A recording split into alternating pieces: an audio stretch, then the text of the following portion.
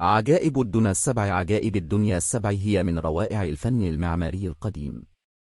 إنجازات معمارية ضخمة تتميز جميعها بصفتها غير العادية، وتشهد على عبقرية استثنائية في هندستها وبنائها وزخرفتها.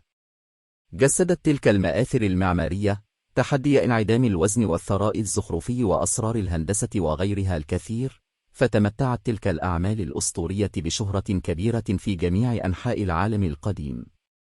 لم يبق من عجائب الدنيا السبع القديمة سوى هرم خوفو. بالرغم من اندثار معظمها، ظلت مثيرة للإعجاب والدهشة لقرون عديدة. من غير المعروف الأصل الدقيق لقائمة العجائب السبع، فقد وجد المؤرخون أكثر من 14 قائمة تختلف فيما بينها، بعضها يتضمن الكولوسيوم في روما، وبعضها لا يتضمن منارة الإسكندرية لصالح أسوار بابل. تقع عجائب الدنيا السبع القديمة جميعها حول حوض البحر الأبيض المتوسط، ضمن الأراضي التي احتلها الإسكندر الأكبر.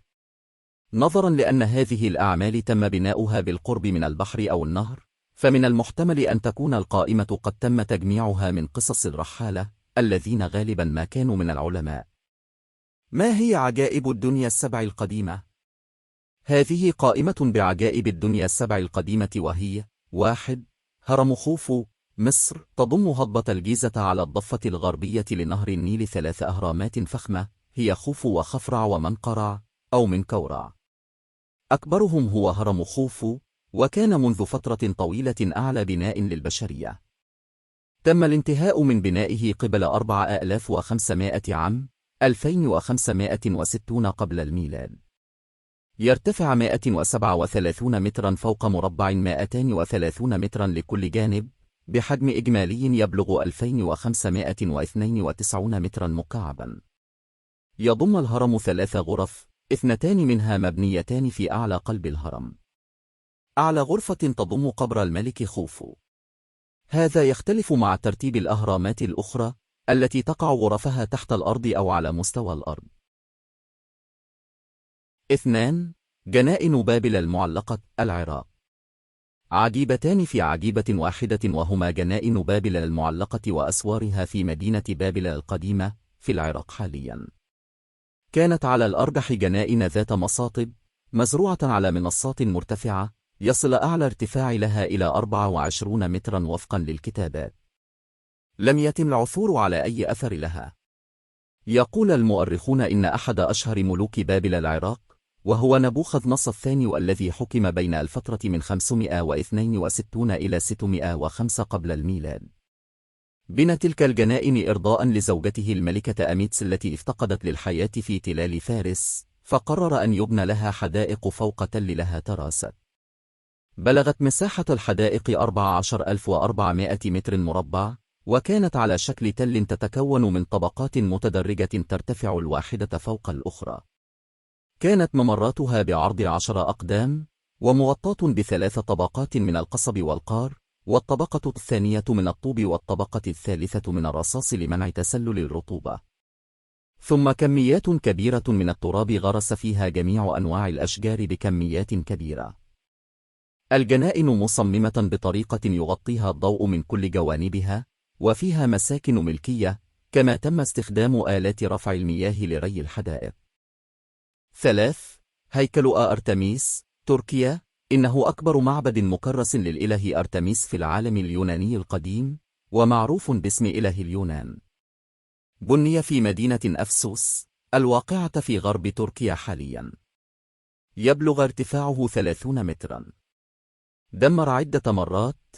أحدث نسخة له بنيت في القرن الأربع قبل الميلاد. بني الهيكل بكامله من الرخام والسقف الخشبي من القرميد. تم إحراق المعبد الأساسي، ثم تم بناء معبد شبيه به، لكن تم إحراقه أيضا. يمتد طول الجدران الرخامية لأكثر من 46 مترا، وعرضها 21 مترا، ويحيط بها أكثر من 110 عمود يبلغ ارتفاع الواحد منها 12 مترا، 36 منها مزينة بنقوش تصور مشاهد عبادة وأساطير. 4. تمثال زيوس كريسلفنتين في أولمبيا، اليونان. زيوس هو كبير آلهة الإغريق القدماء، وهو من أساطير الإغريق. نظرا لبطولاته وشجاعته، قرر مجلس الأولمبياد في اليونان تخليده بتمثال ضخم تم بناؤه في العام 438 قبل الميلاد. صنع التمثال المهندس المعماري والنحات اليوناني فيديس. بلغ ارتفاع التمثال 13 مترا، وبلغ ارتفاع قاعدته 6 أمتار.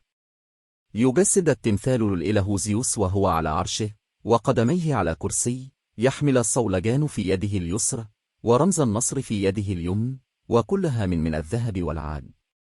صنع التمثال من العاج المرصع بالذهب، وصنعت عباءة زيوس من الذهب الخالص، كما صنع التاج من الذهب والعاج والأبانوس والأحجار الكريمة. أما القاعدة فمن الرخام الأسود. لم يبق شيء من هذا التمثال الذي أخذ إلى القسطنطينية ودمر في العام 475 بعد الميلاد. فقط عدد قليل من أعمدة المعبد المحيطة بالتمثال لا تزال قائمة في أولمبيا باليونان. 5. ضريح موسولوس، تركيا. ضريح موسولوس مأسول في مدينة هاليكرناسوس قديما، وحاليا في مدينة بودروم التركية. موسولوس من أشهر ملوك اليونان القدماء. بسبب حبه للبذخ والترف، شيد لنفسه وهو على قيد الحياة ضريحا فخما تميز بضخامته ونقوشه وزخارفه وتكاليفه الباهظة. أطلق على هذا البناء في ذلك الوقت موسوليوم. وفي العصر الروماني أصبحت كلمة موزول أو موصول تعني المقبرة الضخمة والفخمة. بني ضريح موسولوس في القرن الأربع قبل الميلاد. بلغ ارتفاعه 45 مترا، على شرفة طولها 250 مترا وعرضها أكثر من 100 متر. قاعدة الضريح مزينة بنقوش بارزة تروي حياة صاحب الضريح والمعارك التي خاضها. تحمل للقاعدة 36 عمودا فوقها سقف من 24 درجة، تدعم تمثالا للضريح على عربة. لم يبق من ضريح موسولوس سوى بضعة أعمدة متناثرة في موقع الضريح في مدينة بودروم في تركيا. علم أن بعض التماثيل التي كانت موجودة في الرواق وأحد خيول العربة التي تعلو المبنى محفوظة في المتحف البريطاني. 6. تمثال رودس العملاق، اليونان. ظل التمثال الضخم للإله هيليوس الذي انتصب على جزيرة رودس اليونانية قائما لنحو 50 عاما فقط. فقد تحطم بفعل زلزال العام 227 قبل الميلاد. المصادر فقيرة حيال تمثال رودس، ولا تزال المعلومات بشأن حجمه وموقعه محل تخمين، إذ لم يبق أي أثر للتمثال. يقال إن موقع التمثال كان عند مدخل جزيرة رودس اليونانية، وأن قصة بناء التمثال ترجع إلى تحالف تجاري بين حاكم جزيرة رودس مع حاكم مصر بطليموس الأول. لكن هذا التحالف لم يعجب حاكم مقدونية، فقرر احتلال الجزيرة وحاصرها، لكنه فشل. وأثناء انسحابه ترك معدات عسكرية ثمينة جدا. فقام حاكم جزيرة رودس ببيعها وبنى بثمنها الطائل تمثالا ضخما لإله الشمس هيليوس الذي كانوا يعبدونه. كما يقال إن التمثال مصنوع من البرونز المقوى بالحديد، وصنعه النحات اليوناني كاريس، ونصبه على قاعدة كبيرة من الرخام الأبيض، واستغرق صنعه 12 عاما. 7. منارة الإسكندرية، مصر. الإسكندرية العاصمة الثقافية للعالم الهلنساتي كانت تشع فعليا فوق البحر الأبيض المتوسط، علامة استفهام علامة استفهام، بفضل منارتها المضيئة. تم بناؤها في القرن الثالث قبل الميلاد عند مدخل خليج مينائها في جزيرة فاروس. وهذا هو أصل كلمة الفنار، أي المنارة. تعتبر أول منارة في العالم، أقيمت في عهد بطليموس الثاني في العام 270 قبل الميلاد. وصممها المهندس المعماري اليوناني سوستراتوس. استغرق بناء المنارة 20 عاما، وكانت تتألف من 4 أقسام.